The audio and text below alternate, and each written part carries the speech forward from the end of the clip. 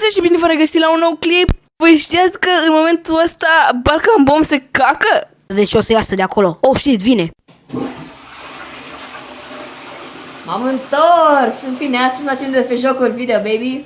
În fine, deci eu voi vorbi despre Geometry Dash, a.k.a. jocul nespălaților. În acest joc ești un fel de cub care se poate transforma în multe game moduri care fac diferite chestii și trebuie să ajungi la sfârșitul nivelului fără să dai rage quit și să mori.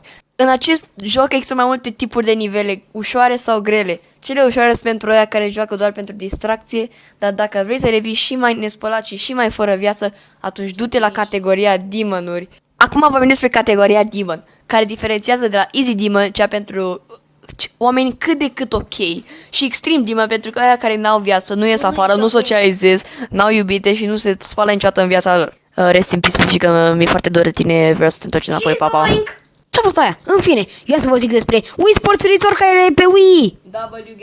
Zic că Wii Sports normalul nu e bun, dar Wii Sports Resort-ul e preferatul meu. De ce? Pentru că acolo ai basket. Pentru că eu eram mai atlet decât ăștia doi de lângă mine. Eu mă jucam basket și în realitate. Și eu. Da, jocul ăsta poate fi și el de transpirați, pentru că pur și simplu transpir de la el, că așa e el. Cine s-a gândit la chestiile astea e super deștept. Cum, frate, adică pot să dau slam dunk și să-i driblez?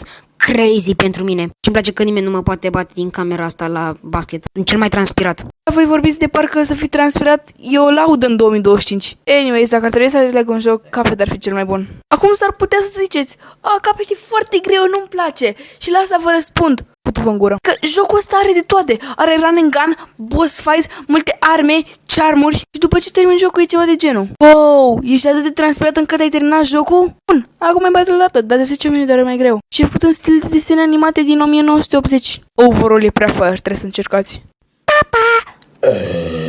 Testul la română. Muniție. Fericit nevoie mare. S-a dus și el la o căcare.